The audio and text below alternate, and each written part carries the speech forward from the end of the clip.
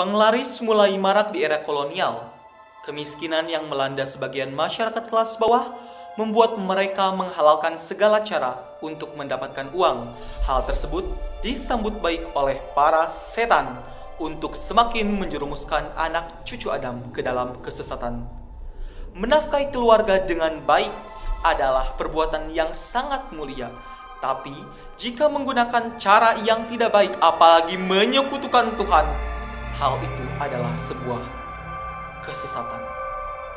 Singgah penuh goda. Cerita ini berawal ketika seorang anak diajak untuk makan siang di sebuah rumah makan cukup terkenal. Namun yang terjadi kemudian, anak itu tiba-tiba menari-nari sendiri di parkiran. "Dik, kamu kenapa?" Itu, itu. Jawab si anak sambil menunjuk-nunjuk sesuatu yang tidak jelas. Namun badannya berlenggak-lenggok seperti gerakan orang menari. Si anak yang masih berusia 2 tahunan ini memang sering melihat hal-hal yang tak kasat mata. Kemudian tantenya menarik anak itu ke dalam ruang makan dan bertanya, "Kamu tadi lihat apa, Dek?" "Ada mbak-mbak," jawab keponakannya datar sambil tangannya seperti menirukan gerakan orang menari. Kisah semacam ini saya kira banyak yang mengalaminya, terutama anak-anak yang masih kecil dan Anda sekalipun yang memiliki kepekaan mata batin.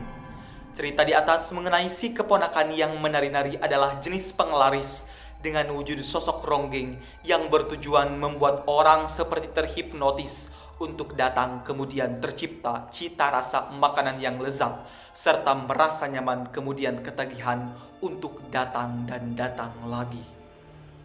Jadi sebenarnya keponakan tadi mengikuti gerakan tari ronggeng yang tak kasat mata yang sedang menari sambil melambaikan tangan, yaitu agar orang-orang terhipnotis untuk masuk ke rumah makan tersebut.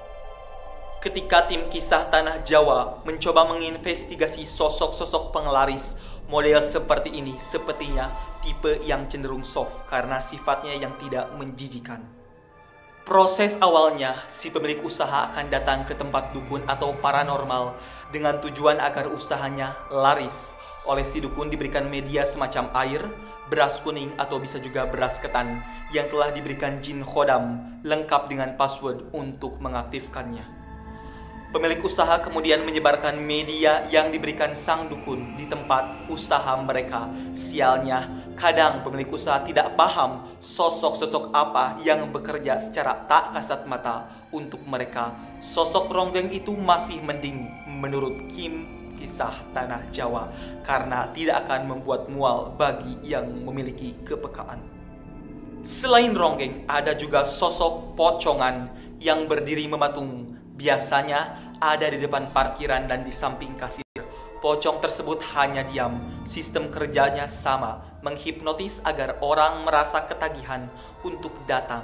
Sosok-sosok jin khodam tersebut biasanya diberi makan berupa sesaji seperti minyak-minyakan, minyak apel, jin, dan sebagainya. Bunga-bungaan, misalnya bunga 7 warna sesuai kesepakatan antara jin dan sang dukun. Pemberian makan untuk jin khodam variatif, bisa 7 hari sekali, 35 hari sekali, atau hanya pada bulan purnama. Lagi-lagi ini sesuai kesepakatan antara dukun dan jin khodam. Sebenarnya penggunaan jin khodam tidak hanya digunakan untuk usaha kuliner, tapi juga untuk usaha-usaha lain. Namun penggunaan penglaris model seperti ini prosesnya cukup lambat karena jin khodam yang digunakan masih level menengah.